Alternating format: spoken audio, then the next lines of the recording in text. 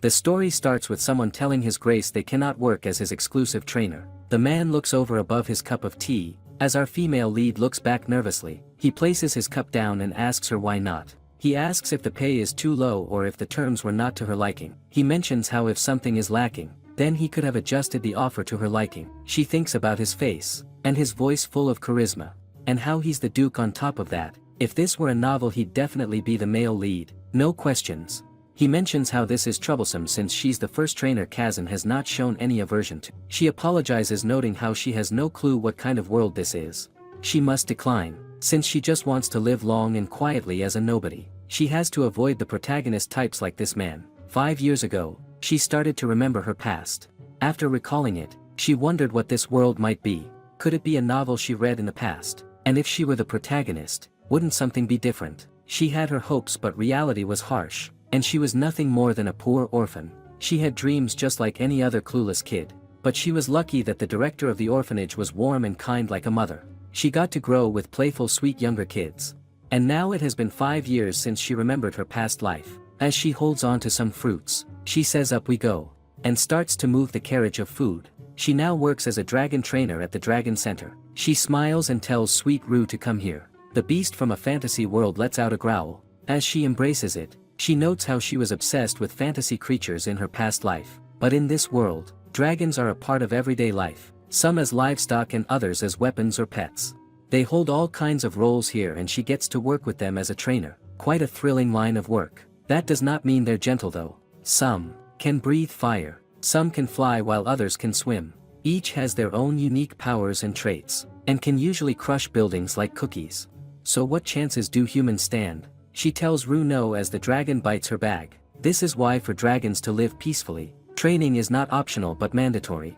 We later see the room all clean. She then calls for Rue to come over, but the dragon looks away from her like an angry cat. She tells it she's got treats and asks if it wants any.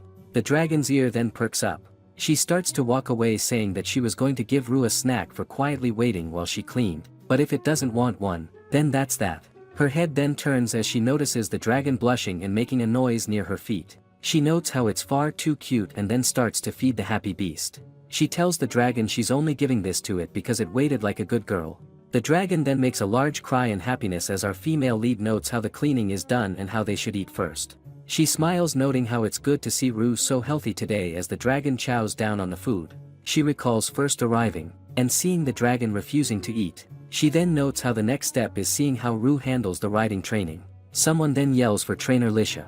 She asks what is going on as someone breathes heavily. He tells her to please help. He mentions how the Rockwell dragon that was under Thompson's care is now rampant. She thinks about how it's that dude again. Those dragons are all covered in thick gray scales that are tough like stone. Plants grow on their back and look like mossy carpets. They're huge yet slow-moving and gentle. Or so that's what is said. A man can be seen in fear as a dragon roars. We see someone telling Thompson to do something as the man asks if they want him to walk up to it while it's rampaging. A dragon then appears on the scene. It is Lithia who was aboard Rue. Someone asks, "Who called her?" To which the guy says someone had to because Thompson is an idiot who can't handle this. Thompson gets offended by the comment as Lithia tells him to be quiet and not provoke the dragon. He then grabs her by the collar, as she then asks if he can handle it. She then brushes his hand off and says she'll go back to her original training then. He is still angry as someone then yells to wait. The dragon lets out a loud cry, as our female lead stares and thinks no way. The rock dragon widens its mouth, as our female lead can be seen kneeling and offering it something. She calls it a good girl while holding this item in her hand. She tells the dragon she's not trying to hurt it. She places the item on the ground, as she then looks down, and we can then see her and the dragon sharing an embrace. She tells the dragon that's right and calls it a good girl. She then says she will remove what's hurting it. It was just as she had thought. No wonder it hurts like this. She tells the beast it will be okay and to just hang in there for a moment. She tugs onto the rock, as the dragon then shakes and throws her off. We later see the others rushing over to her and asking if she is alright. She says yes and mentions how that was all due to this. It's a sungrass root, and these need to be removed regularly, yet it was still there. Someone then yells for Rick to come over. Thompson kicks Rick and calls him an idiot, saying he did not manage the dragon properly. Rick says sorry as Lithia looks over at the blonde. She tells Thompson that is enough and mentions how an apprentice can make mistakes while learning under a senior. So why did Rick not know the basic care procedure and how that sungrass seed needed to be removed? Thompson asks what she is trying to say. She asks if she needs to say it again since he did not understand. She says the one who saddled the dragon and let it rampage without dealing with a small issue was Thompson. He starts to get more angry and yells her name. Someone slams the desk later. The Ashar Training Center's director asks what she was thinking letting things turn out like this. Our female lead says she stopped the rock dragon from rampaging and mentions how she does not think she did anything wrong. The director says this was something she was supposed to handle. She mentions how with the assigned trainers present, is he saying it was his place to step in and handle it? The director says there are situations where that can't be helped. She thinks about how Count Harris is backing Thompson, and how the Count provides a lot of funding for the training center. The direction asks if she has forgotten. If she does not want to be dismissed, then she should watch her words and actions. He mentions how she should think about the orphanage as well. They are tolerating her insolence due to her exceptional skills, don't forget that. He mentions how she'll need his recommendation if she decides to leave the training center. She thinks about how terrible these people are. Even if she recalled her past memories, there is not much difference between that one and this one right now. Fantasy or not, reality is still reality. The only thing she's relatively good at is training dragons. And she was lucky enough to get a job at Ashar Training. She hears someone calling her a nuisance. Thompson talks about how she's a bit skilled and decides to walk with her head held high. He asks if they doubt she's even skilled. He mentions how they only took in docile dragons in here to train them easily and boost their reputation. He wonders if she seduced a guest with her pretty face. Our female lead recalls to the young ones at the orphanage and thinks about how it's not easy to quit this place. Later someone tells her good work. A man says he cannot believe Rue is this obedient and mentions how she did an unbelievable job. She tells Count Albert to not flatter her, as she suggests staying a few days to build a rapport with Rue. They've been apart for so long that Rue seems unfamiliar with him. The Count says he will follow her advice. He mentions how happy he is to see that Rue has been cared for with great dedication. She says it was just her duty, as the Count then says he will grant her any wish and asks if she wants to be his family's exclusive trainer. She says she cannot as she still has much to learn at the Ashar Training Center. He says if she ever changes her mind, do not hesitate. She thanks him for saying this. Rue then reacts to something off in the distance. She calls Rue as the dragon is not very agitated. She wonders what that is. She tells him to calm down, as the Count asks Lithia what that is. She mentions only hearing rumors, but a dragon that emits such intense heat, and you can see shimmer from afar.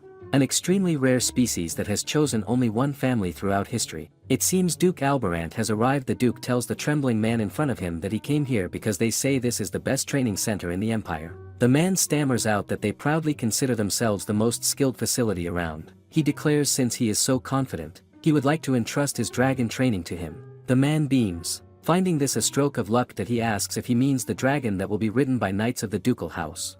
The Duke replies no, he's talking about his dragon. His face falls and he asks to make sure if he's referring to the Agrix-type dragon. He states that is right to be specific. He is looking for someone suitable to become its exclusive trainer. The man points out it might pose a risk to his Grace dragon. They cannot ignore the possibility that the dragon harbors a deep aversion toward trainers in general and asks about the family's current exclusive trainer, thinking maybe no one else is able to handle it beside the Duke himself. But the Duke assures the director if that is his concern, there is no need to worry. He declares the decision won't be made by him, it will be made by the dragon himself. On the other hand, a trainer informs Lisha that a summon has been issued and it was a direct order from the director. She wonders what is this all of a sudden, and informs Lord Albert that she will need to conclude the session now. He asks if something is the matter. She admits the director has ordered all trainers together. The Lord guesses it could be because of Duke Alberant, and if that is the case, then it cannot be helped. She promises to write down the snack mix that Luga likes for his next visit, and thanks him for his consideration. Then she quickly turns around asking where should she go and is told to go to Training Ground 1. When she reaches there, the director tells her she is late. She informs him the owner of the dragon she is in charge of paid a visit, but then her gaze lands on the Duke. Something about him instantly feels off to her. The director declares to everyone that the reason he has gathered them all here is to select the trainer for the Duke's dragon standing here. Whispers ripple through the crowd. Isn't that an Agric-type dragon? Normally a dragon like that would be trained by the ducal family's exclusive trainer. But one word of silence and they are all quiet. The director continues this is not mandatory. Only those confident in training his dragon should participate. Through the crowd, she glares at him, thinking if he's out of his mind. Agric-type dragons choose only the Alberant ducal family, which means there isn't much information available about Agric's dragons. Lack of information means increased risk. Not knowing which trainer behavior might trigger the dragon means bearing the dragon's wrath with a fragile human body. Why would the Duke entrust the dragon to a trainer here instead of using someone affiliated with his own house? But despite the concerns, many raise their hands, wanting to do it. It's obviously a once-in-a-lifetime opportunity, but the ducal territory is far from the capital. What if she's chosen and has to move here? Just then Thompson whispers in her ear, asking if she's scared. He remarks she's acting tough but she's still a girl through and through. That is why she is hesitating over an opportunity like this. Her friend steps up and pushes him, telling him to shut that damn mouth of his. Lisha simply tells him to ignore him. Thompson screams. Who is she calling dumb? He points out, isn't she the one who got chewed out for messing up even a rock wall type? If anyone is dumb it is her. Lisha warns them the director is watching, so Thompson instantly stops. Once he leaves, she turns to her asking if it is because of the orphanage. She replies she knows her situation. Her friend feels like the director would scold her for passing up this chance. But she believes if he were here now, he would tell her to follow her heart and not lecture her. Still, she would rather live a calm life than a roller coaster one. She remembers him saying if things get dangerous he will step in and she will be safe. That is exactly why she must not get involved. Getting involved means the start of hardship and drama. Not that it matters, she didn't volunteer, so it's not like it will happen. But later, she watches in shock as everyone runs for their lives. Thinking what the dragon is way more unhinged than she thought. She realizes training this one is going to be seriously difficult. She doesn't know who will get picked, but she will say a prayer for them in advance. She gives Thompson a deadpan look when his remarks all girls are the same and he will show them how it is done. He inches closer to the dragon, fingertips brushing against its scaled skin. This is so simple, he murmurs. Lisha screams, her voice raw with panic, as the dragon raises its paw above his head. But then the dragon grabs him, staring with its mouth open, fire flickering inside. Thompson panics and pleads with him not to kill him. Everyone is quickly told to ready their magic tools, while Lisha rushes over. Thompson screams like a child, begging anyone to help. Lisha curses her luck she could have just stood back and let him die. Instead, she calls out to the dragon, standing alert. She lets him know she won't come any closer without his permission. She has been watching and that thing is surprisingly smart. Even while clearly showing boredom and annoyance, it limits itself to light warnings without taking further action. Her attention shifts to Thompson then, who's crying like a baby. She swears if they don't fire him after this, she's quitting. She then turns back to the dragon, waiting until its breathing calms down, and then slowly backs away. He lets out a sudden scream, and for a second, she wonders if she was too hasty. Everyone, even the Duke, looks tense. But to her surprise, he just leans in and nestles his head against hers, looking perfectly content to be on her side. The Duke watches with mild surprise, but the director beside him stands frozen, jaw hanging open in disbelief. The Duke mutters under his breath that he cannot believe such a low-level trainer was assigned, seriously disappointing, and then turns to him with a sharp glare, asking what kind of trainer approaches a dragon without first observing its behavior. Before he can say anything, he cuts him off, saying they should continue this discussion later, and approaches the dragon. Sensing his presence, she slowly turns around and he questions what is her name. She replies Lisha. He remarks that it was an impressive display. She blurts out not at all. She was only following protocol. He claims, and yet she is the only one here who actually followed it. He gets to the point and asks her what does she say. Is she willing to take on Kagan's training? From the corner of her eye, she glances at the dragon who is giving her puppy eyes. She thinks, no way, she never had even the slightest intention of becoming the Duke's exclusive trainer. Later, she apologizes to him, saying she cannot accept a position as an exclusive trainer. He questions why not. Were the conditions unsatisfactory? She replies if that were the issue then once she had the opportunity to handle his dragon she would have volunteered herself. From the start she never applied to train an Agrix-type dragon, and if her fellow trainer had made a mistake she wouldn't have stepped in at all. She thinks the director is going to be furious, but she cannot leave the orphanage that means so much to her. It's not just the place where she grew up. It's much more than that. She wants to lighten the director's burden, even just a little, and she wants the younger kids to live without having to walk on eggshells. That's the path she has chosen. She looks at him with a sad gaze as she decides she cannot leave Ashar training center. She ends up saying sorry at last. He finds it strange, the rarity of an Agric-type dragon and the prestige of being affiliated with the Duke himself to turn down all of that. He wonders if Kagan will ever find another trainer he doesn't reject. There's a knock at the door before the director steps in, holding a file of documents. As the Duke reads them, the director gets straight to the point. While his Grey's dragon may be fond of trainer Lisha, Her qualifications are another matter entirely, as he is seeing for himself. Trainer Lisha has never worked with dragons belonging to a Shar Empire nobility. She has mostly handled dragons entrusted by people from less affluent foreign nations. So calling her highly skilled would be too much, and handing over to her is out of question. In fact, she is currently indispensable to their training center. The director recalls how Thompson's father told him to make sure his son's confidence doesn't get trampled while Thompson clung to him like a scared child. If it weren't for Counts Harrison lining their pockets so generously, they would be relying on Lisha even more heavily. And now this incident gives them an excuse to kick Mosen out of the training center even more so. The Duke finally speaks, asking no matter how skilled a trainer is, what good is that if the dragon refuses them? The director hesitates, not knowing how to respond. The Duke adds if he's so concerned about that trainer's ability, would he like to handle his dragon? He shivers, recalling the moment when the dragon nearly struck him. Then he argues that it is uncertain whether trainer Lisha will accept the position as an exclusive trainer. She has consistently refused up until now, but he gets to his feet, calling it a day. Before leaving, he let the director know he will be leaving Kagan in the care of the training center. There is someone capable of handling him, so it shouldn't be a problem. Later, as Lisha sits in the director's study room, she looks at him with a confused look and asks if he's telling her that His Grace the Duke has left an agric species dragon at the training center. She then raises her eyebrow, asking if the Duke has gone mad, deeming it unacceptable. She argues if he knows how many dragons she is already in charge of. The director counters if she thinks any other trainer can handle an agric species dragon. He tells her there's no request for training so she doesn't have to do that. He's just asking her to feed and manage it. She suddenly slams her hands against the table, cutting him off completely, and says Thompson is the one who caused the trouble, so why does she have to take on the job?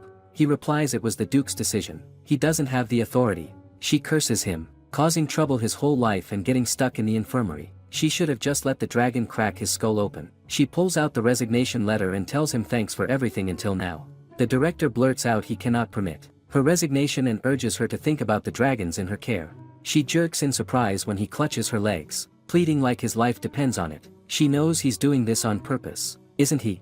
He knows exactly what her weakness is. But he's not entirely wrong. What would happen to those left behind if she leaves? She finally says fine. However, her condition is she will literally just feed it, walk it and manage its scales, and that's it. She's absolutely not doing anything more than that. She won't touch anything else. Just like she's sad she will only do the management. She's absolutely not becoming its exclusive trainer. Later she enters his cage with lots of fruits, asking if he has been well. He looks angry, so she says he must be anxious because of that sudden change in environment. She tells him until the Duke arrives, she will be in charge of him. Suddenly, he lunges at the food, but she stops him with a simple gesture. He opens his mouth, ready to scream, but she gives him a firm look and tells him to settle down. He huffs but obeys. On the outside, she stays stern, but inside she's dying from the overload of cuteness. Finally, she nods and says dude boy, then tells him he can eat. She notes he looks like it is used to being spoiled. This is the first time he has been treated like this. She is just supposed to be managing it, but this desire to train is just bubbling up. After he's done eating, she decides to take him for a walk. As she puts on a lead rope on him, he starts throwing tantrums.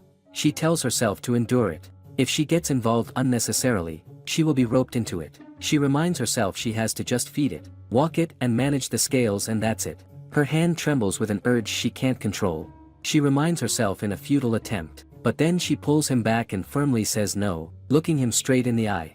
The Duke, leaning casually against the wall, watches the exchange and remarks she is taking good care of him, drawing both their attention. The dragon reaches the Duke, who apologizes for being late and gently presses his forehead against the dragon's. Lisha watches the exchange, realizing the dragon can make a face like that. She snaps out of it when the Duke asks how was the handling Kazan today. She says well, since she was only entrusted with basic management, but he cuts her off saying he takes it that means it wasn't bad. She admits as a dragon trainer, the opportunity to handle an agric species dragon is a rare experience. She thinks not that she is going to do it, though. He admits it was unexpected for the trader who caught Kazan's fancy to be a woman. She replies it is because there are not many female trainers who handle large and medium-sized dragons. His remark somehow made her anxious. He says it is surprising, but it doesn't matter as long as it's a trainer that Kazan doesn't feel any aversion to. He gazes at her while she averts her gaze, thinking even if he looks at her like that, she doesn't have a shred of intention of becoming his exclusive trainer. But when he says her name, she looks up, startled. He's a little closer now and tells her to remember she can change her mind at any time. She pauses for a bite, then drops her head, saying understood. Turning around, he says he hopes she will take care of Kazan until he returns to his duchy. She replies as she's in charge she plans to do her best to take care of him, to which he smirks and says is that so? Then shall they see how long she can be stubborn. This catches her off guard. She wonders if she touched the wrong nerve or something. Why would he say something like that? Letha took a moment earlier to send letters to other training centers, and now she awaits an answer, hoping anyone will reply quickly. To conclude, it was completely hell. She tried sending letters to other training centers but he had already passed through. When she asked them to bring food instead, even her colleagues bolted. This became totally a solo burden. Later Count Ulbert comments as magical as ever. She then asks him today is his last day, isn't it? He replies indeed, it is about time he returns home. He then adds honestly it is such a waste to leave her behind. He heard she got her dragon trainer license at the youngest age with the highest score and yet she cannot even get training jobs within the empire. Among the masters who seriously train dragons, nobles or the wealthy classes made up the overwhelming majority. For them, dragons played a decisive role in succession battles. And the trainers who trained those dragons according to their master's wishes naturally got closer to power and wealth. By the director's influence, she got sent outside, and that is why she has to suck up to Count Harris. But then she tells him she is just satisfied. She gets to work with dragons. There are not many places where one can see and handle so many different dragons. Like at a training center. The Count casually says she's not greedy, is she? Still, a bit of ambition is good. Fish cannot live in water that's too clean. She knows that. Before leaving, he told her to contact her if she ever changed her mind. She just loved dragons and watching them made her happy, so she clenched her teeth and got the license. After that, she entered Asher Training Center and could look at all the dragons she wanted to see. She unwraps the gift and gasps. It is a shining crystal. She thinks what more could she ask for here? While she inspects the crystal, the Duke steps up behind her. Someone says out aloud if she sells or donates it, she might be able to summon all 4 seasons. She jumps in shock and turns around to find the Duke but to her surprise, the director is standing right beside him, smiling at her. She wonders why the director is beside the Duke. There is zero chance the two would have any connection.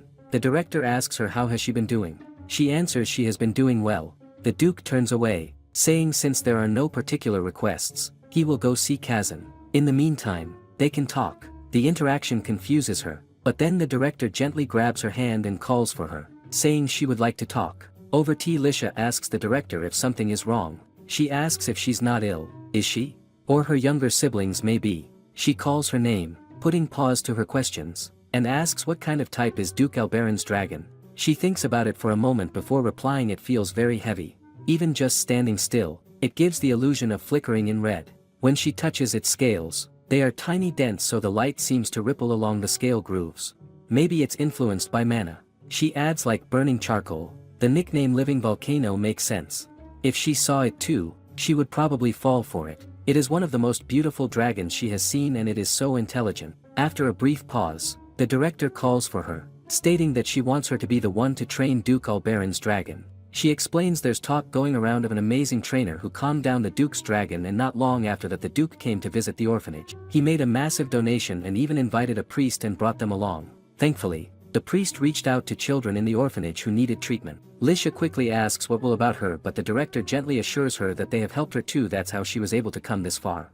Lisha's eyes well up with relief. The director rises, takes her hands and tells her not to worry about them, and not to miss the opportunity the Duke has given her. She says she knows better than anyone how sincere Lisha is about this, how hard she has worked even until her hands ended up in their current state and how this always happens when she gives her all. She says who could possibly deny that this is proof of your effort, hugging her tightly and dropping a kiss on her head. The director admits she has always felt sorry, feeling as though Lisha could have soared higher if not for them and expresses her hope that all of Lisha's efforts will finally shine. Meanwhile, in the sunlit garden, the Duke and his dragon lie casually together, soaking in the warmth as Lisha approaches. He asks if she had a good talk with her and she replies with a polite thank you for his consideration, then says she has thought about his offer. The Duke, with an air of feigned innocence, says he is not sure what she is referring to, leaving her confused. She thinks to herself that he came all the way to the orphanage and now he's pretending not to remember. She remarks that it's a shame he went to great lengths and yet now he says he has forgotten the proposal. She asks then shall she consider it nullified? There are more experienced and capable trainers than her. After all, he smiles and says she won't even let him joke. He adds if she has changed her mind, that's a welcome thing on their end too. Shall they go over the details then? She returns the smile, admitting she was hoping he would say that. Back at the orphanage, the children cry and beg her to visit. She promises she will come often. After signing the contract with the Duke, time passes quickly, and soon the day of her departure to the Albaran Duchy arrives. Before leaving, she wraps the director in a long hug. Melissa stands nearby, saying it's a shame they have to part, but this is still good news for her. She turns to them and thanks them for coming to see her off. She knows they're all busy. They inform her they have some news that will be a great congratulatory gift. Melissa leans in closer, whispering in her ear that the Duke filed a formal complaint so Thomas got fired. Lisha exclaims. She thought the 6-week bonus was great news, but this is even better. The time for her departure arrives, and she waves at all her friends. It wasn't all good times, but now that she's actually leaving, it feels bittersweet. Meanwhile, the Duke waits for her, casually leaning against the trunk of a tree. He says she's late. She apologizes. She was just saying her goodbyes. He says anyone watching would think she's leaving for good. As he recalls, the contract guarantees plenty of vacation days and benefits. She pouts, thinking she would have got there on her own. Why did he come to pick her up? But still the contract terms were definitely good, though there is one part that bothers her. Later she discusses the details with him, so the top priority is to help Kagan integrate with the other dragons belonging to the Ducal Knight Order. Socialization is his main concern. He is surprised she guessed, so she explains there was never any problem with the relationship between him and Kagan. No, in fact it was a deal. She can tell just by watching for a little while. He always made time for Kagan. He startles when she points at a specific clause and asks what about that part. It says in the event the trainer deems additional training necessary, an incentive will be provided. He replies it is exactly as it says. Who knows more about training dragons than the trainer? So if she finds any areas where he's lacking that he's unaware of, she can report them to her. He will compensate her handsomely for it. She narrows her eyes, reading the clouds again. To her, that sounds like he's expecting something to come up that will require her judgment. She asks if such a matter does arise, could they negotiate the specifics of the additional compensation at that time? He replies by all means. She thinks they agreed to handle the details later, so it should be fine, and then convinces herself not to overthink days the contract is signed. From now on she just has to do a great job. Later, she rides on horseback, looking around in awe. In a place like this, it really does feel like the perfect environment to raise a dragon. One of the guards tells her he understands she's impressed but suggests she try to calm down a little. She apologizes, explaining she has only ever lived in the city, so when she saw how perfect this is for raising dragons, she couldn't take her eyes off it. He replies it is not all that great, but he guesses it doesn't matter for her since Kagan listens to her. She falls silent, giving him a confused look, but he just says she will see when they get there. She tries to tell herself this is a normal reaction. They have been struggling to take care of a disobedient dragon all this time. And then some stranger rolls in out of nowhere and suddenly the dragon is all friendly and obedient to her. If she were them she would feel betrayed too. Besides, she heard the situation in the East was chaotic until just a few years ago. There must be a lot she doesn't know. So they probably cannot just start getting along like it's the most natural thing in the world. She finally arrives at the Great Albarant Duchy. The Duke is second only to the Emperor. Since it is so huge, there must be lots of dragons, right? And lots of trainer too. She wonders what kind of mystical dragons she will get to meet. Later, she stands there, eyes wide. The knight has a pretty good idea of what she was expecting, but it is what she sees. There is not a single dragon out there. She realizes of course they cannot be here, not when Kagan is on a rampage. The knight says that he'll be on his way, he can't leave the horse there for long, and takes off, riding away and leaving her alone. She stands with her back to the dragon, frozen for a moment as uncertainty creeps in. What is this? Is she even a certified trainer? She reminds herself if dragons were easy to handle, trainers wouldn't exist. But no matter how hard it is, what is the point of avoiding him like this? She decides to head inside for now, but when she tugs on his rope, he pulls back. She admits he is ridiculously picky, but it is less that he does it on purpose and more that he just doesn't know any better. She tells him they are not mad at him, they will be back so he doesn't have to worry. Just stay inside for a little bit and she will be right back. Before leaving, she reminds him this is their first training session, so he has to wait patiently. He can do that. She decides the dragon isn't the one to blame and storms inside, fuming. Everyone turns to look at her in surprise. She thinks when something like this happens, it's usually entirely the owner's fault. Meanwhile, The Duke is in his office asking his secretary if anything happened. He tells him there has been a lot as he might expect, as he knows many trainers have resigned recently, just filling in the gaps left during the process of his grace inheriting. The title has been overwhelming. The Duke sighs and says the biggest problem among them is the presence of the trainer. But, Pascal points out it was a necessary step to drive out Ulith Aberrant and his wife. When he lost the previous Duke and Duchess at a young age, his uncle approached as if he had been waiting for that moment, trying to seize everything from the ducal house.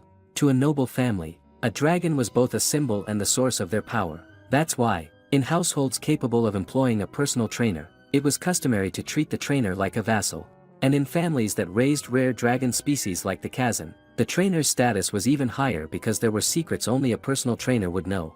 But those crucial figures had all disappeared. His uncle must have considered the possibility of the trainer's betrayal, but he never thought he would actually kill them all just because they turned against him. Pascal asks him if he managed to find a new trainer. The Duke replies he found someone interesting. He questions what kind of person is it. He replies a trainer that Kazan acts cute with. Pascal jumps in shock. So the Duke repeats he acted cute. It was practically crawling on the ground. He knows what kind of dragon the Kazan is. If they do not meet its unknown standards, it won't show itself for years, decades even. It's a notoriously picky species. He tells the Duke that he can't even imagine it. The Duke replies that he'll get to see it soon enough, and barely seconds later, the door bursts open. Lisha storms in, calls the Duke by name, glaring at him. She says so this is where he is. Stepping into the room and then continues, isn't it his duty to care for and train Kazan? She yells that she came here exactly because of that issue. Then, without waiting, she throws out a question: has Kazan always lived alone? The Duke replies that if it used them of its own initiative, then yes, it's been that way since it was young. She slumps down, looking drained. The Duke watches her and asks what's going on. She tells him to go over the training plan thoroughly. She says as she understands his top priorities are training Kazan not to show aggression toward other dragons and to have it eat food given by someone else. Is that correct? He replies that's right. She snaps then they should move themselves first. He questions why, pointing out the Kazan was made to live separately because it was uncomfortable around other dragons and the other dragons also avoided him. She asserts that is exactly why they need to move. She knows it is hard to manage, but cutting it off entirely will only cause problems. It is acting out because it is being derived of chances to interact with other dragon. He asks if she's confident. Without missing a beat she replies she is. In that case he declares, Lisha will take full responsibility for anything that happens during this training. He says of course it is part of what is necessary for his training, but of course preparation will be needed beforehand. It's basic obedience training. It will take about a week to move Kazan's enclosure, so she plans to train during that time. He asks if she is saying 1 week will be enough. This catches her off guard, so he adds she said it herself. She will conduct obedience training during the time it takes to move the enclosure. He steps closer to her, saying that is something worth looking forward to. Looking into her eyes, he says he trusts she is not foolish enough to fail her first task as a personal trainer. She realizes he's really clinging to that one line. She notices his expression and realizes it's the first time anyone has ever said that to him. She guesses the other trainers were too busy sucking up to say anything. She lets him know she will make sure to deliver results that satisfy him. Later, sitting under a tree, she eats her apple, noticing people flinch when they spot her from a distance and are avoiding her so bluntly. Well, she has been busy too, so she hasn't really tried to talk properly. Today is the day she checks the results of the basic obedience training promised to the Duke. It feels silly to present something like this in public, but a promise is a promise. She has to show the employer what he wants to see. The Duke waits on the other side while she arrives, seated on top of Kazan. Now the question is whether Kazan will follow her commands in front of the other dragon. The dragon growls at the other dragons, and she immediately tells him to step back. He does. Then she adds, a little further. He listens again. Everyone around them stops to watch, surprised. He's actually following commands and not from the Duke. The Duke observes how he's perfectly following basic commands. She glances at him, thinking she definitely trained Kazan to obey. But something about the Duke's expression catches her. Normally, wouldn't he be happy? For now, she replies, picking up his comment. For now. He echoes. She says simply, nothing is ever truly perfect. Dragons are not living tools, they are living beings. No one knows when or how they will act out. He turns to her, calling her name, and declares from now on he will entrust her with training the apprentice trainers of the ducal house. She looks stunned and blurts out there are so many other trainers. Why her? He clarifies, didn't he say they are apprentice trainers? The former official trainers of House Albarant resigned for certain reasons, leaving a gap. Only then it dawns on her apprentices have been handling, commanding and training the dragons the whole time. Panicking, she blurts out, why is he only telling her something this important now? What would have happened if something went wrong? He calmly says he was here so he would handle it himself. She shoots back, in that process people and dragons could have died if Kazan had acted on a whim and didn't listen to her here and now. He calmly remarks, is that so? Her whole body shakes in anger by his nonchalant behavior. He then casually adds he is glad the trainer's command training was successful, otherwise it could have been a major disaster. She would have had to take full responsibility for that mess. Later, she vents her frustration on a bag, hitting it over and over. She says in disbelief, not a single official trainer. Is he serious? And this is House Albarant, not just some random place. The family chosen by an agric dragon. A family that handles such rare dragons should have an official trainer as core personnel, and he's saying there isn't a single one. He remarks that is like saying they are nobles with a long history, but they lost their family registry. From behind her, a voice cuts in, not entirely wrong. The Duke stands in the doorway, watching her with a bored gaze. She turns to him with a panicked expression, flustered at being caught. She quickly asks what brings him here. He admits he came to compliment her on Kazan's control training, but adds that it seems that won't be necessary after all. Then he leans down slightly, and as she turns her face away in embarrassment, he asks does she remember the contents of the contract. It said that if the trainer personally determines additional training is needed, an incentive will be provided. He asks as the trainer, does she think that having all the apprentices around is beneficial to Kazan's training? Before she could reply, he adds, then wouldn't the education of apprentice trainers also count as preparatory work for Kazan's training? She thinks he is really twisting it like that. She calls after him as she runs, and he comes to a stop, shutting his eyes with a sigh. What is there to worry about? He asks.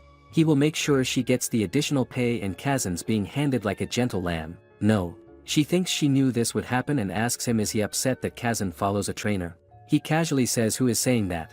She thinks yes, he's totally upset. Since it is in the contract, she understands that educating the apprentice trainers falls under her duties too. But even so, with a family like House Albarant, there must be some secret techniques passed down to the official trainers. She wants to know if there are any records of those. He thinks over her words before asking how much does she know about House Albarant. He believes as a dragon trainer, she must have heard at least some of the rumors among the nobility. She explains she mostly worked with dragons from the royal kingdom, so she is not familiar with the inner workings of noble houses. Then he supposes he will have to start with that.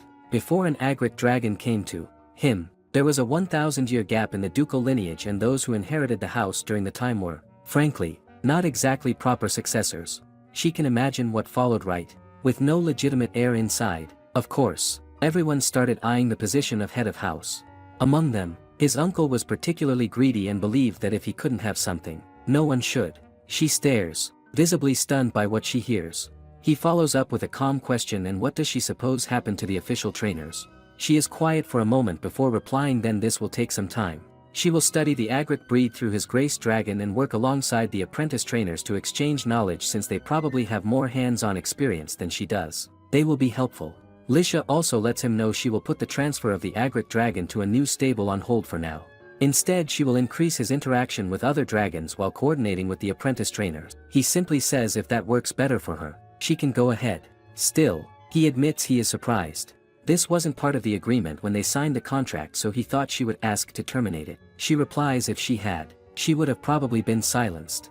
A mere dragon trainer learning the house's dirty secrets, she would likely be shut up in the most true way possible. The next day, she stands before all the people with a forced smile. She can feel it, the atmosphere that says they don't like her. Pascal, standing beside her, reads the Duke's decree. Who said yesterday this is the exclusive trainer who will be in charge of their trading from now on.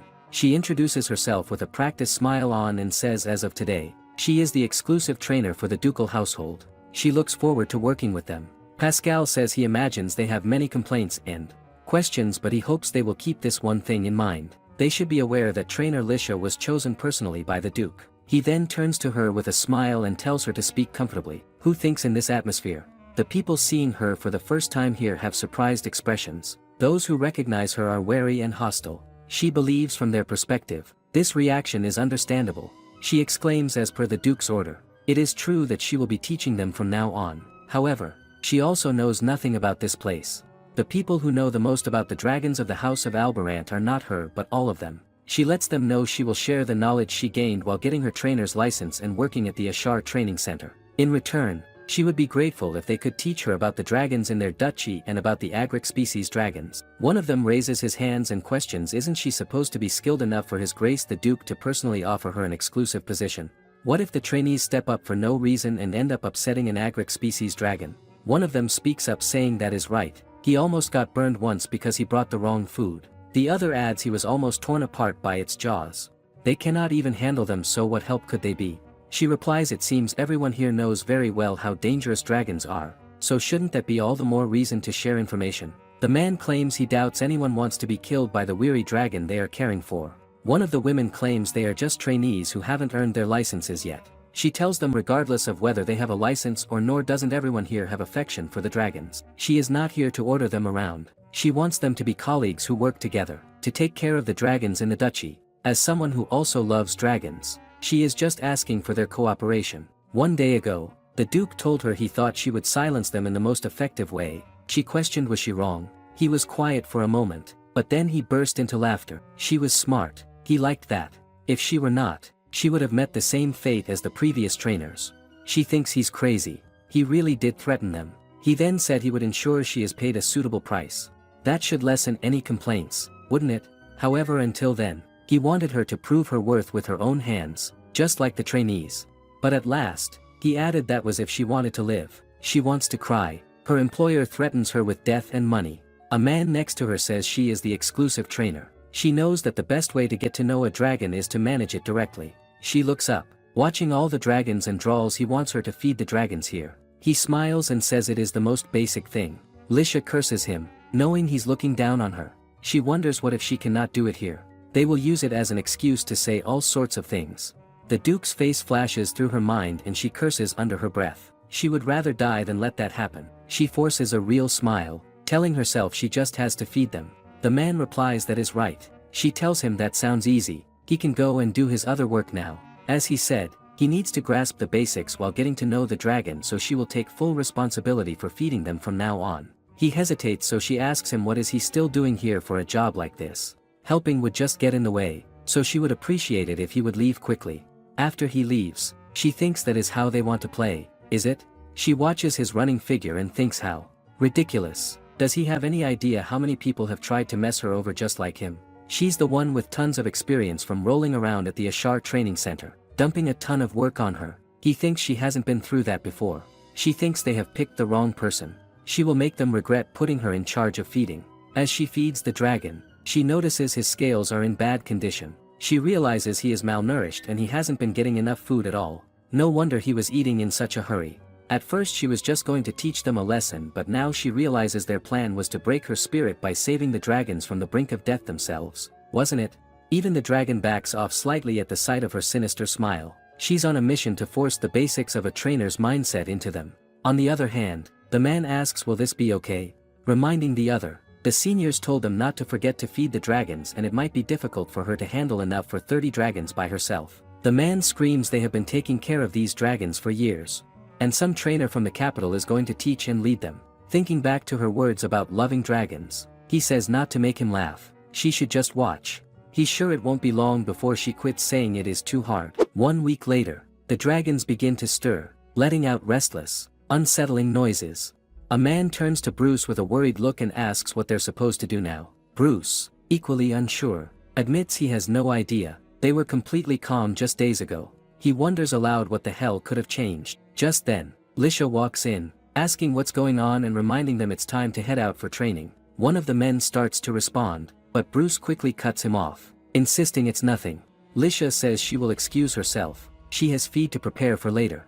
Bruce's eyes widen as a realization hits him. Just moments ago, the dragons were wild, but the moment she stepped into the room, they fell silent. He calls out to her, but she brushes him off, saying she's busy. Half-turned, she states she has 30 dragons and an adjectype to train and no time to waste. Then, with a pointed look, she reminds them they're apprentice trainers from House Albarant, surely more experienced than someone like her, fresh from the capital, so why are they relying on her? Bruce hesitates, lowering his head in apology. She turns her back on him, saying she doesn't know what he's apologizing for, but thanks to him, she's been learning a lot while taking care of the other dragons.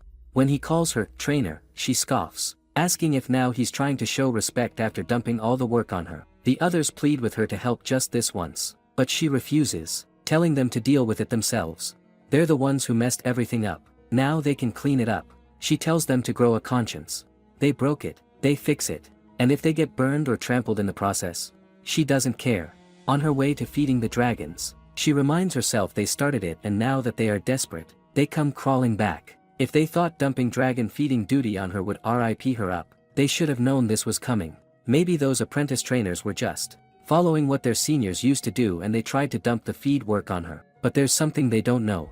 The amount they assign to apprentices to feed dragons is only about half of a dragon's normal ration. The remaining half is typically given during training sessions or when the apprentice is occupied with other tasks. It is meant to get the dragon used to taking orders from the apprentice trainer. If they went into the dragon's den without those instructions, then they have got it coming. Later, she decides it's finally time to slack off, just for a bit. With a rare moment to herself, she approaches the dragon and tells him she's taking a golden break and doesn't want to be disturbed. Nestling against his warm side, she lets out a sigh, saying she has about an hour and he better not move until then. But to her surprise, he purrs like a cat and the warmth radiating from him is wonderful. The stress of the day begins to melt away, dissolving into the silence. Meanwhile, the Duke appears, casually asking Kazan if he's doing alright. In response, Kazan lifts a wing to reveal her fast asleep beneath him. The Duke crouches in front of her, his voice soft as he murmurs, "What is she doing here?" Realization dawns despite her efforts. The apprentice trainers clearly aren't following her lead. He remembers the secretary quietly informing him after a few days of observation that she's been handling all 30 dragons on her own. The Duke had demanded why no one reported it, only to be told she likely viewed it as an internal matter and preferred to manage it herself. He reflects that with the amount of overwork she's carrying, she'd be justified in exercising authority to discipline them. Kazan narrows his eyes at the Duke, making it clear he doesn't want her disturbed. The Duke gently brushes a strand of hair from her cheek, then rises, deciding to give her more time to handle things her way, just for now. After all, if Kazan's trainer collapses from exhaustion, that would be a far bigger problem for him. Suddenly, a loud scream jolts her awake. Disoriented, she wonders what the hell is going on and why someone's yelling like that. As the frantic figure reaches her, she snaps at him to lower his voice. Did he forget this was the Ajik enclosure? His face is flushed, eyes teary with panic. He blurts out something terrible has happened. She has this sinking feeling. She swears this happened recently too.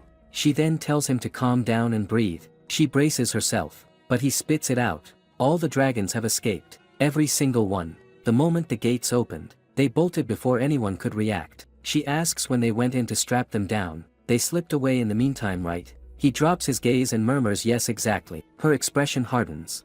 And now, once again, they want her to clean up their mess. He admits the one acting as the leader ran far away with the other dragons.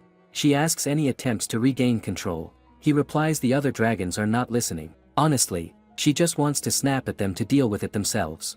Even if they are dracastids, a dragon is still a dragon. If they don't get this under control quickly, something worse could happen. She quickly turns to him and tells him she will find them and bring them back. Dracastids, dragons with bodies covered in scales instead of fur, antler-like horns and sleek tails, resembling horses in form. As she flies on Kazan, she glances around, studying the ground carefully. Then she urges him to move faster. Kazan responds immediately, wings beating strong and steady as they surge forward. And then she spots them. Since they have horse-like habits, the most likely place they would run is to an open field. She spots the leader among them and smiles at how excited they are. She blows a sharp whistle, and the leader halts at once. Gliding down, she lands in front of them and asks if they enjoyed their little outing. Her tone, light, with a half-apologetic smile, she adds that it's time to go back now. The dragon fixes her with a glare, and she meets it with a calm smile, thinking they don't look the least bit ready to return. Of course, if she had come alone, it would have been overwhelming, but she didn't come alone either. Kazan stands behind her, towering and unyielding, his sharp eyes locked onto the group like a silent warning. Meanwhile, back at the mansion, all of them wait relentlessly. One of them mumbles, what should he do? Bruce tells them once they have rested a bit, they should go look for the dragons again, but the boy shoots back even if they go on horseback. Dracastids panic and run the moment they get close, so that is not even possible. And even if they do find them, does he think they will follow them? Bruce snaps, then what? Is he just going to sit on his hands? He points out if His Grace the Duke demands accountability for losing the Dracosteeds like this, does he even have a clear plan for how to make up for it? He turns his back on them, stating that if they understand, they should hurry up and go find them. But just then, someone rushes in, shouting that the dragons are returning. Lisha is sitting atop the leader and yells for them to open the training ground gate. The moment it swings open, the dragons charge in all at once. She quickly dismounts, fixes them with a sharp glare, and demands to know if they've completely lost their minds. Trainers are hired to manage. That is the basic responsibility. What kind of trainers lets an entire herd escape like that? They all remain silent, avoiding her gaze, so she crosses her arms and asks if none of them have anything to say. After a tense pause, Bruce steps forward and kneels down, admitting he is truly ashamed. She asks him if he acknowledges that there were flaws in his approach. He replies they do. She then asks if he is now willing to stop the pointless power struggle and cooperate with each other. He hesitantly looks up and asks, isn't she going to expel them? She sighs and counters with what authority would she do that? And she believes she said this from the beginning, that she needs all of them. She's not trying to disregard the efforts of the trainers who have devoted themselves to the ducal house. Mutual respect is all that they need. She crouches down in front of him and shakes his hand. He expresses his gratitude and blurts out they will listen closely to her guidance. Just then, the Duke steps up from behind her, his gaze sweeping over the scene as he asks what exactly is going on here. One of the trainers quickly responds that there was a minor disturbance but assures him it's been handled well. He fires back a minor disturbance. Trainer Lisha managed to resolve the mass escape of the Dracosteeds ridden by the Duke's knights. He crosses his arms and scoffs they call that a minor disturbance. He further asks, would they call the incident where the Duke's knights' entire team of Drake mounts broke loose just a minor mishap? Lithia thinks, not exactly a clean record. Still, she speaks up, saying all the Drakes returned safely, and it seems the lead Drake of the group, the one from the ducal house, was so capable that a few wild Drakes ended up joining the herd. She blurts out, cannot he overlook it just this once? He says overlook what? The serious mistake made by those trainers. She argues in the end, things turned out well, didn't they? Besides, it would be a problem if the trainers left now. Feeding the Drakes is one thing, but training them? Impossible. They may still be apprentices, but replacing them at all once is no easy task. They are the ones who understand the Duke's dragons best. He watches for a moment, then speaks up, saying since she cleaned up the mess caused by the apprentice trainers, he will refrain from punishing them by the book. However, the apprentices will face a salary deduction for 1 year. If they fail to prove their competence by the end of that year, they will be dismissed without exception. He wants her to make sure they understand that. They all bow down in front of the Duke, thanking him. Bruce thinks no matter how valuable trainers are, the ducal household holds wealth and influence. If they truly wish to, they could easily replace a few apprentice trainers. Had it not been for Lisha, it wouldn't have ended this cleanly. Later, he stands with his arms crossed, watching her with a stern gaze. Why is she sleeping here again? He crouches down and gently lifts her into his arms, ignoring the dragon's low, grumbling protest. He mutters that while this spot might be comfortable for Kazan, it's hardly the place for his trainer to be resting. He says he wouldn't want his trainer getting sick and not showing up, would he? As he carries her, he thinks when cornered people reveal their true nature. There was no trainer he could fully trust in both skill and reliability, but understanding Lisha was a matter of importance. Being talented and being trustworthy are two different matters. She instructs his man to tell the butler to prepare a proper resting place for trainer Lisha and summon a cleric as well. He fixes him with a look and tells him she's the only exclusive trainer within the duchy and warns them to make sure to treat her with the utmost care. He muses not only did she recover the escaped Drakes, she even brought in a few wild ones along the way. Then flew Kazan with remarkable skill. She has proven she's more than just a certificate. A responsible and valuable talent who erased all doubts about her real capabilities. He wonders how did someone like this go unnoticed for so long. She mumbles in her sleep. He thinks this whole incident must have left quite the impression. That's probably why he kept finding himself watching her. The next day, she jolts awake, eyes darting around in confusion as she tries to figure out where she is. Then, with a mischievous grin, she giggles to herself. She's always wanted to say that iconic line after waking up in a strange place. But seriously, where is she? The last thing she remembers is resting against Kazan's warm scales. Just then, the butler enters with a calm smile, informing her that she's under strict orders from the Duke to get some proper rest. She blinks in surprise and blurts out the Duke said that. Her eyes suddenly land on her clothes and panic flashes across her face. She exclaims, wait, what the heck is this? Noticing she's no longer in her usual attire. The butler explains that the maid changed her clothes. Comfortable garments ensure better rest. He adds that a priest also stopped by and noted signs of extreme fatigue. She's actually been asleep for nearly a full day. Alarmed, she immediately brings up Kazan, insisting he must be restless after not eating for so long. Just then, the Duke steps into the room, assuring her he's already taken care of Kazan, and if she hasn't eaten yet, they can dine together. She stares at him, suspicious. What's going on? Why is he suddenly being this nice? Moments later, she's sitting at the table, eating, thinking she thought she wouldn't fall for it, that it would be awkward, but the food is genuinely delicious. He casually asks if sleeping inside Kazan's enclosure wasn't dangerous. She shrugs, admitting she knows it was, but Kazan's scales were so warm, she just couldn't help herself. He says he doesn't necessarily blame her for the sentiment, but he would appreciate if she refrained. She teases, seems like he has done it himself before, hasn't he? He steers the conversation, saying her performance yesterday left quite an impression. Let's take this opportunity to speak frankly. Truthfully, Kazan's socialization training was just a pretext. His real objective was to find a permanent trainer to work for the ducal house. It becomes problematic without one. He questions from her professional perspective. Does an agric class dragon truly need a herd structure? When she remains quiet, he replies he understands she is hesitant. In that case, just feeding Kazan and covering basic drills will suffice. But then she finally speaks up, saying separate from that, socializing training is still necessary. He asks why is that? She replies because Kazan lives in the human world, not the wild. No matter how rare the species is, even if it only chooses to ducal bloodlines, people start getting hurt. Only one solution will remain. He questions what is that supposed to be. She replies with a serious face, euthanasia. He doesn't want it to come to that, does he? He suddenly rises to his feet, sending his drink spilling across the table, and shouts that there's no way he would ever allow such a thing. She calmly points out, even if he refuses, what about the imperial family? What if a dragon nicknamed Living Volcano causes chaos somewhere without his grace present, having received no proper socialization? When that happens, does he think they will simply overlook it? She knows she may have spoken a bit harshly, but she couldn't guarantee such a thing would never happen. This wasn't just Kazan's problem alone. After all, human society is built for people, not dragons. She says the fact that no such incidents have occurred so far is because His Grace truly cherishes and cares for Kazan. She understands this is not an easy decision to make right away, but she hopes he will at least consider it. Now that she has signed the contract and became his dedicated trainer, she will do her absolute best for both Kazan and him.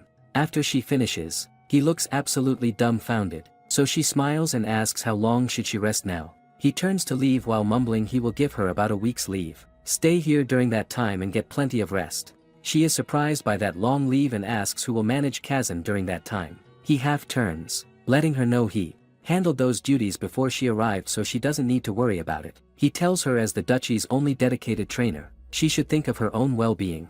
After he leaves, she wonders if she spoke too harshly. He clearly cares about Kazan, but somehow whenever they talk it feels like they are missing each other's point. But she dismisses those thoughts away and decides to enjoy this sweet vacation. The maid asks her if she would like more food. She replies with a smile, she will have another steak plate like before.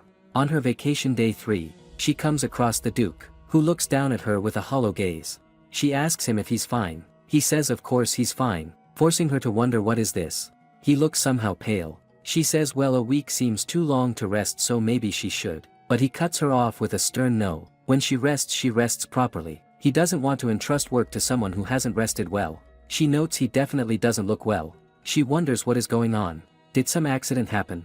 At last, she decides to forget it. If something serious happened, he would have told her. It's only a week and she will be working hard again once a vacation ends anyway. On her vacation's 5th day, a trainer comes in urgently pleading for her help. That's what she thought. She hands him over the drink and asks him to tell her slowly. He tells her to take a look at the agric species dragon and says it's her own dragon that is the problem. She thinks if it is Kazan then the Duke should be taking care of him directly. So why are they asking her to look after him? The trainer explains the dragons they care for are fine since they are feeding them the amount she wrote down for them.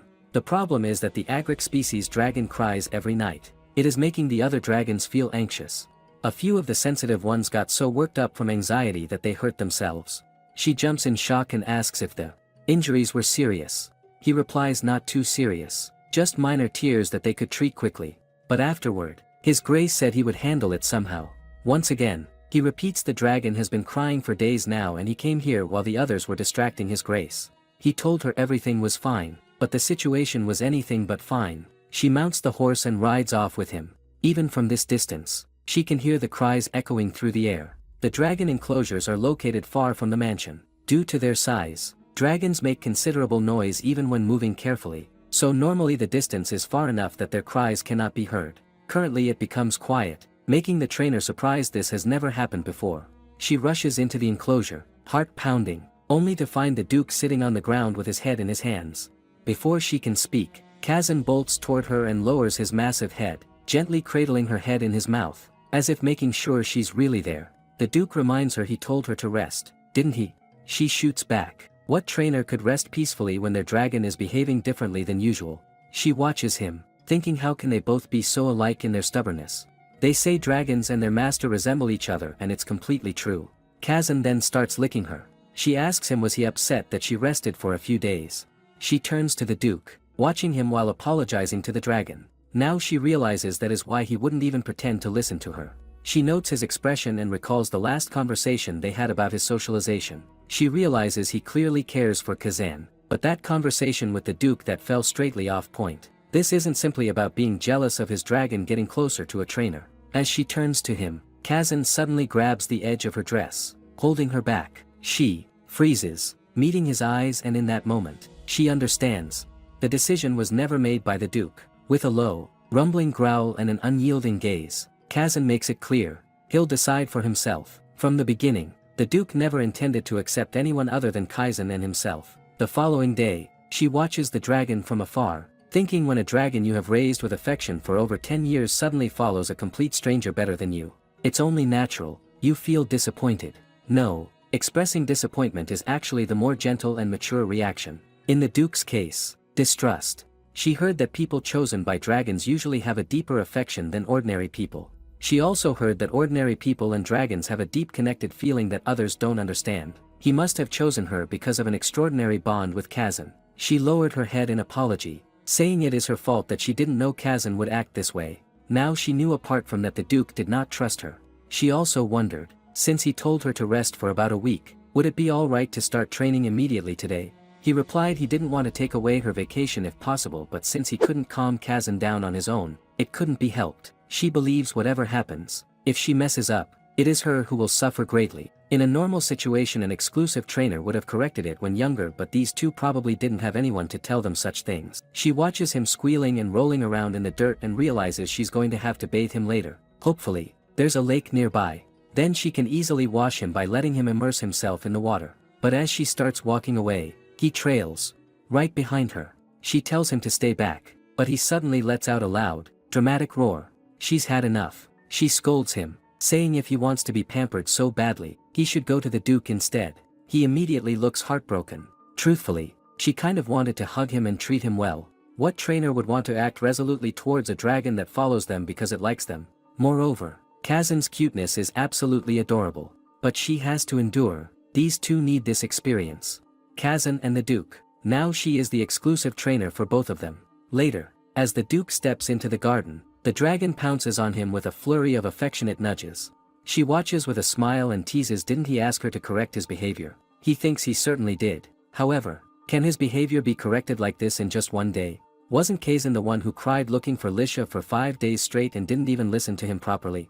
He wonders if she used some trick. As he watches his reflection in his eyes, he realizes it is not a lie. Kazan is genuinely happy to see him. Lisha then says she should go now to educate the probationary trainers. Her absence is also part of the training. But as she turns, he calls out to her, apologizing and explaining Kazan usually doesn't cry out, wanting to see someone else. She tells him it is all right. She is Kazan's exclusive trainer, isn't she? It's something she naturally has to do. He watches in surprise as she runs off, thinking, looking at his expression, it seems like it is not bad. If he doesn't trust her, she just needs to keep building that trust. This is enough for her to breathe a sigh of relief for now. On the other hand, she enters the enclosure. The apprentice trainers greet her with smiles. She hopes she didn't come at a busy time. They reply no, they just send the dragon out to the training grounds for exercise. She admits it is a day early, but she is planning to provide intermittent training starting today. Before that, would it be alright if she checks the dragon's condition first? She looks at the dragon and asks if the other dragons go for walks. After the dragon pack finishes their walk, They reply that it is right. One of them is Lord Baskel's dragon and he takes it out separately. Lord Bakal is the Duke's secretary. She then notes the dragon is a Panthera stalker species. So the trainer admits the Duke of Albarant specially brought it here for Lord Bakal. He exclaims, "It seems the Duke cherishes Lord Baskel a lot, giving a Panthera stalker species." The trainer admits they were close friends who grew up together since childhood. But then he trails off, his gaze locking onto another dragon in the distance. She follows his eyes and steps toward the creature and asks him if something's bothering him. Without warning, the dragon suddenly lunges at her. They quickly rush to her, asking if she is all right. She assures them she is fine. One of the trainers quickly asks where is the trainer in charge of the Messalid species. A man rushes in saying it is him. Lisha asks him if they have any unusual signs while caring for it and requests him to tell him even small things. He thinks over her words and admits Luira is by nature a sensitive one. Compared to other dragons, she is far more reactive. She's always been like that. He also says that dragons had a change in ownership once before. Bruce says it happened during the peak of the Albarant ducal house succession disputes. He doesn't know the details. Not knowing is probably why he is still alive. All he knows is the previous owner and trainer died during that time. She realizes that is why she became so sensitive. Dragons are intelligent. When someone new suddenly shows up calling themselves her master, she can probably sense deep down that her previous one isn't coming back. They all turn to her, admitting it is shameless to ask her, but is there a way? She asks her trainer what kind of person is her current owner. He replies that would be Lady Durna. She's the only alchemist in the Albarant household. Later, she asks the Duke about Durna, the alchemist. He asks something wrong. Before speaking, she wants to know if it is all right to speak frankly. When he tells her to go ahead, she admits truthfully, every dragon in the ducal household has problems. Luira just happens to be the most urgent among them. He asks if there's a chance the Messalid dragon Luira might cause an incident. She admits it is quite likely. He claims there were only apprentice trainers, so he figured it was possible. She reasons that still managing for over 10 years with only apprentice trainers is impressive. Once they pass the licensing exam, she believes they will all make fine full-fledged trainers. He states that's an unexpected compliment. He heard she had friction with them not long ago. She replies if she were told to raise dragons under those kinds of harsh conditions, she would have shaked her head and walked away. He says even so, anyone who doesn't meet standards after a year will be dismissed. She challenges what if she ensures every one of those trainers earn their license within that year. He slams his hand against the table. She knows she shouldn't be trying to win a power play. She should be persuading the Duke, but old habits die hard. He finally replies if that is the trainer's position, he won't stop her. He adds he also trusts she will resolve this matter with Kazan. She responds with a yes. Later, she walks to the lab, having been told that Durna has been holed up in her lab, fully focused on research. The Duke also warned her getting her out of there won't be easy, but also gives her a document telling her if she tries to ignore the authority of their exclusive trainer, then she can show her this.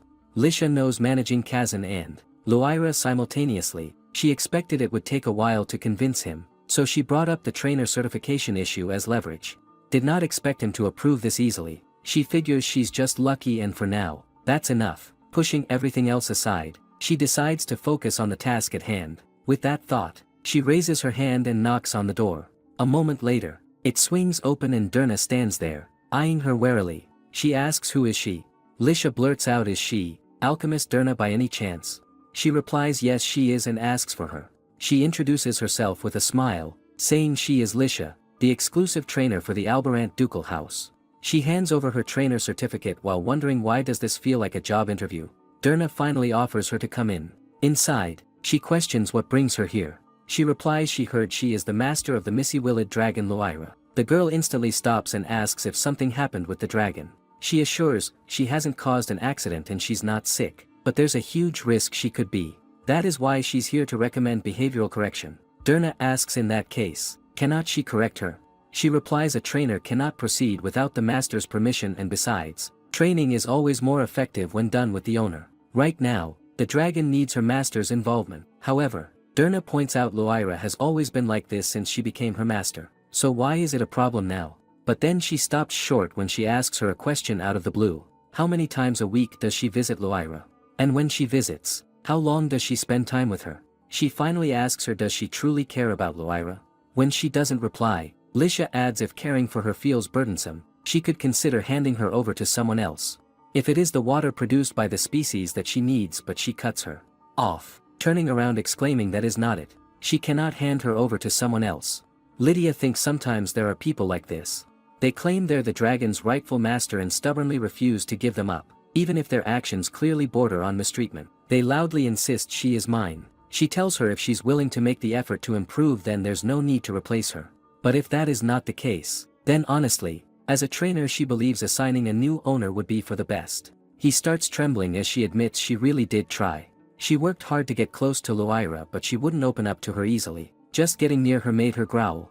And then there was an accident. Even now she doesn't know what she did wrong. For some reason, she was more sensitive than usual that day. She felt a searing pain. Then blood spattered. She lifts her shirt up, showing the scar, and says the doctor said that if the cut had been just a little deeper, her organs would have spilled out. Lisha replies she understands the situation, which only makes it harder to understand. Facing her must be a burden for her, so she may ask why is she refusing her suggestion, and in her case, it was a serious injury. Derna says even so, she cannot send Loira away. She ends up sobbing as she confesses Loira was her father's dragon. She wanted to bond with her somehow, but now every time she sees her, she keeps remembering the injury. She doesn't know what to do anymore. She doesn't want to send her away, but when she faces her, she starts shaking. Later, as the Duke gently caresses Kazan, he asks if she's planning to request more magical tools.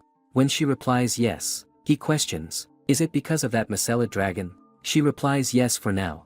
As she mentioned before, every dragon has their share of problems, big or small, but Loira's is the most urgent. The Duke questions, so the tools are needed for her, but could they be used for other dragons later?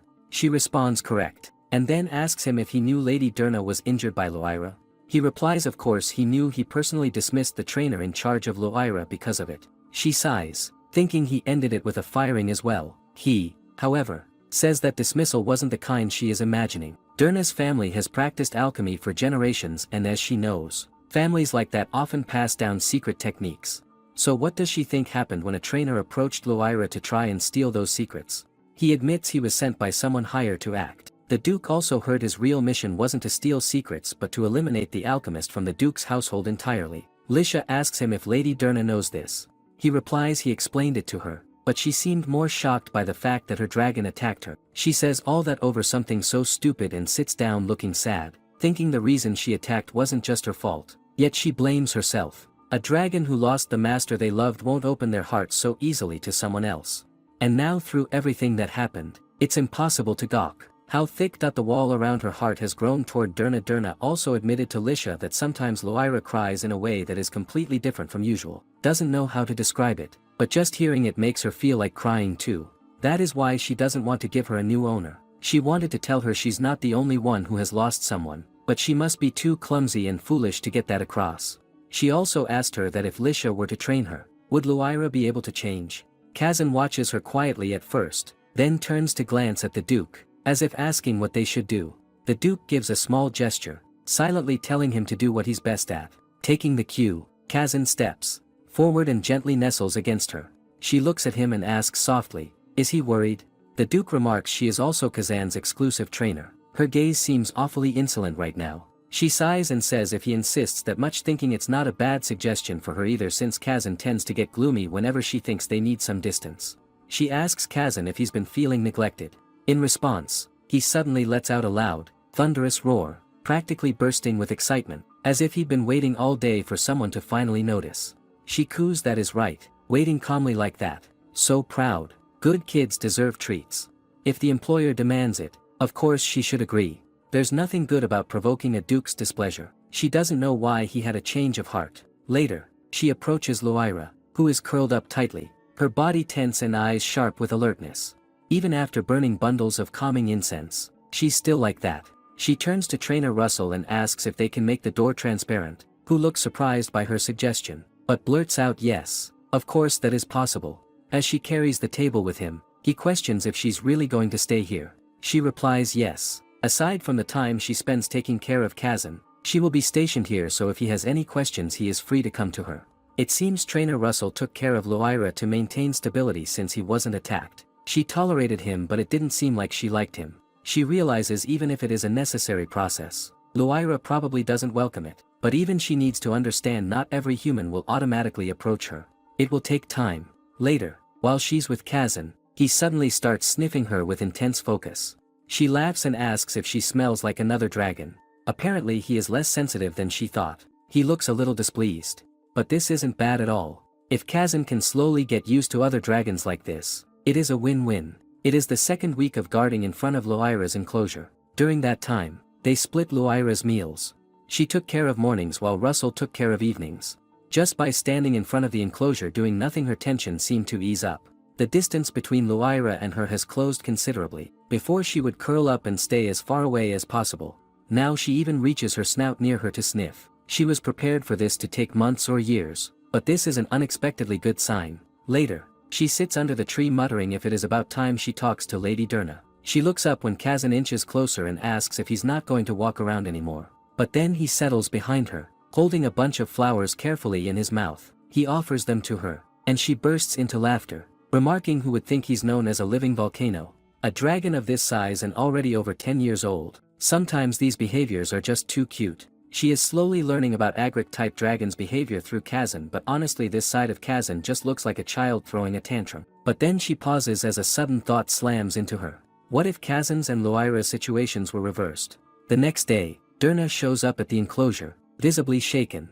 Lisha watches her with concern and gently asks if she's really going to be okay, adding that she doesn't have to force herself. Her hands uncontrollably shake while she says she will be fine. If it is just outside the enclosure, she can manage.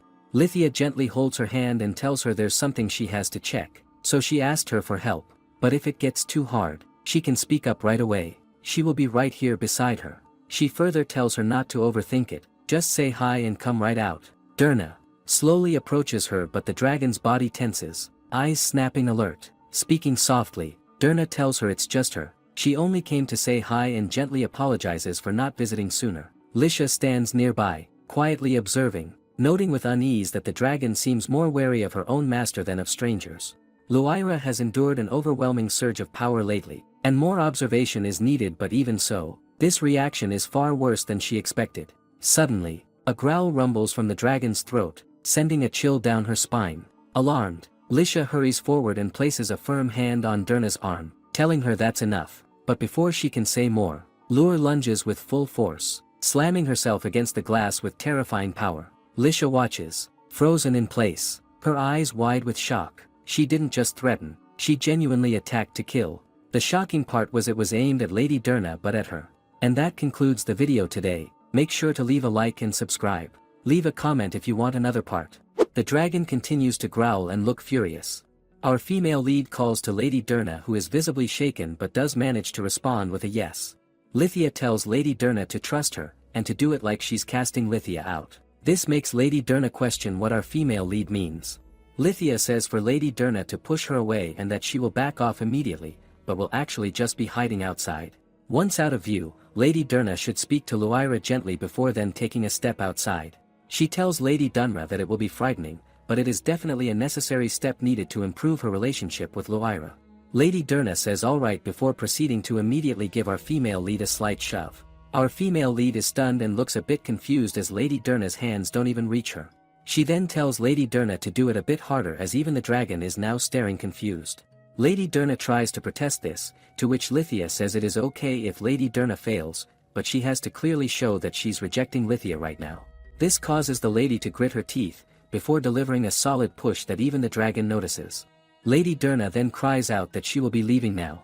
Our female lead gives a side glance noting how the lady did good this time. She tells Lady Derna that she understands and that if Lady Derna needs anything she can call her anytime. The dragon gazes at the lady from the side. It then starts to growl once again to her alarm. The dragon then stares at her face first as she recalls what Lithia said about speaking to the dragon gently before stepping outside.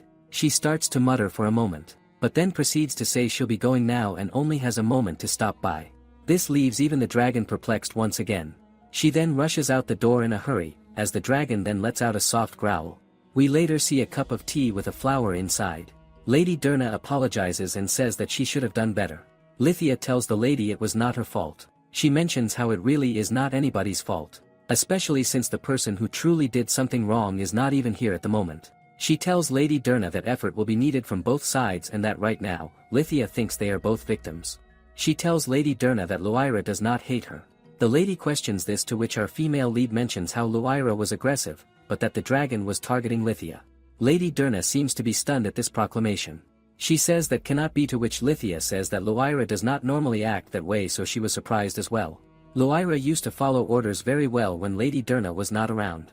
And like before when they tested this, she obeyed Lithia well when Lady Derna's presence was not there. Lady Derna mentions how the dragon did not follow her own orders though. To which Lithia says that is the issue. Luira does not recognize Lady Derna as her master, and there are likely many reasons why. The dragon has been through enough to justify it, but more than anything else, Lady Derna is afraid of Luira. This is not something that will get fixed in 1 or 2 days. If they want things to improve, then they'll need to continue sessions like the one today. She asks if the lady can handle this. Lady Derna asks if things will really get better between her and Luira. Our female lead says she cannot promise that. But that, as long as Lady Derna does not give up, then our female lead will keep trying. Lady Derna says she knows she's not good enough. But despite that, she pleads with the trainer to help her as tears stream down her face. She does not wish to give up on Luira like this. The setting then shifts to the dragon's place. We see Luira curled up and resting. The dragon then gazes up, and thinks about that human. The dragon notes how the human was the weak child of her former master. The human who would tremble in fear like a rabbit while in her presence. Even after the former master had vanished, even when the dragons the human was close to all started coughing up blood and dying. That pathetic human could not protect a single thing. We see the two come face to face as Luira growls at Lady Derna again. It then rushes right over and stares head-on at the human. It starts to make a roaring-like sound, as Lady Derna then says no to Luira. We see that she has almost no emotions on her face this time. The dragon then seems to recall its former master. Its blue eye widened for a moment. The dragon reaches her hand out as she tries to touch her former master.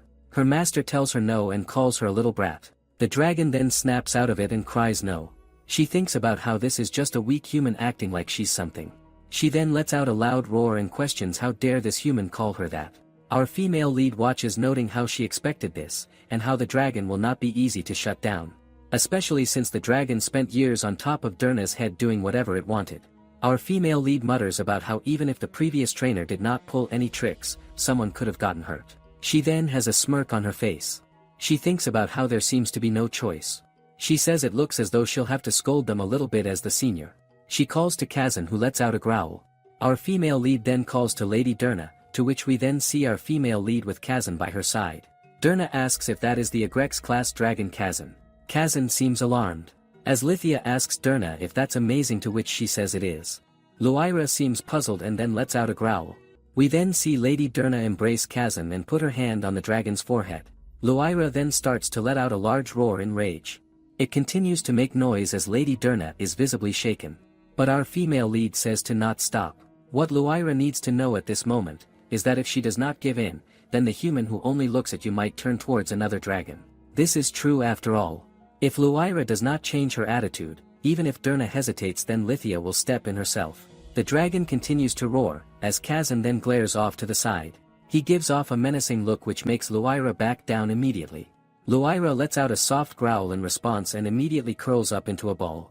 Lady Derna asks about how Luira is crying like that, to which Lithia says it is okay. She then asks Lady Derna if the lady is alright. It was previously shown that a potion of courage was given to overcome the fear. Though if consumed in too much quantity it may lead to recklessness due to too much confidence. Lady Derna says the potion did work well, and apart from her heart racing, she is fine. Our female lead nervously wonders if she actually is fine. Lithia then mentions how Derna did well today and mentions how Derna does not need to visit Luira's enclosure for about a week now. Derna then starts to protest this a bit by mentioning how Luira looked just now, to which Lithia says that she will take full responsibility for Luira's health. She recalls when Lithia embraced Kazan and told him how he did well. Derna is silent for a moment, before then bowing and telling our female lead to please take care of Luira. Lithia tells the lady to not worry. We later see Luira letting out a yawn as Lithia notes how Luira is the one who should be worried now. A week would pass as our female lead comes to view. She calls to Lady Derna, who is rushing over. The lady asks immediately if Luira has been doing well and if she's been eating properly or going on walks. Lithia says Derna is very curious and says Derna should see for herself. Derna internally notes how she said all this confidently, but she's quite unsure. She wonders how Luira will react. She calls for the dragon and wonders what will happen if this method does not work either.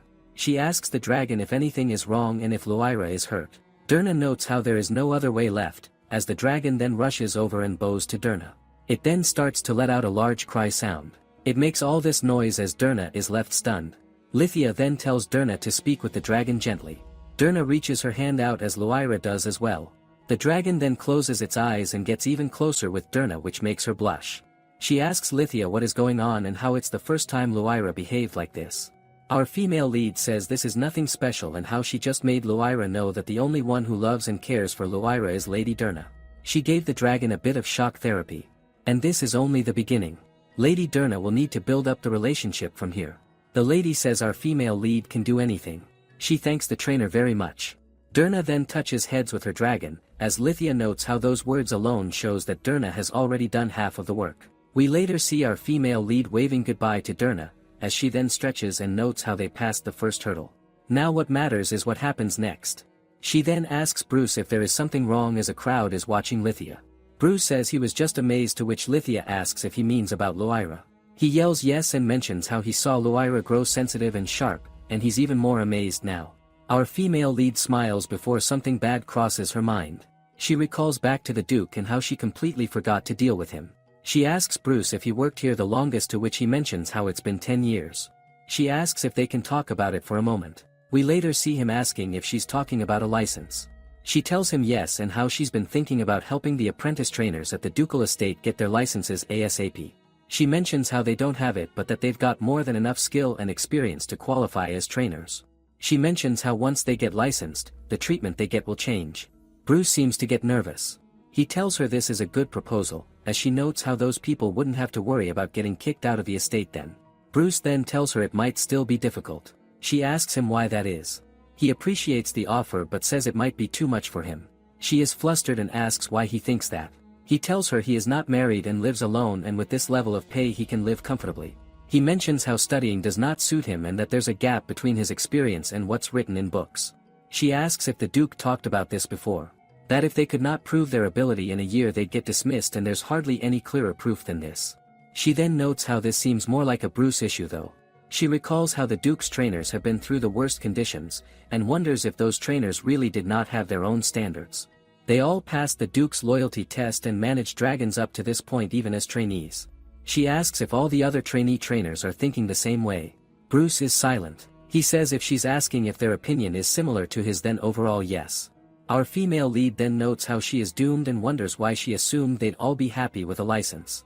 She already told the Duke about this and she can't take it back now.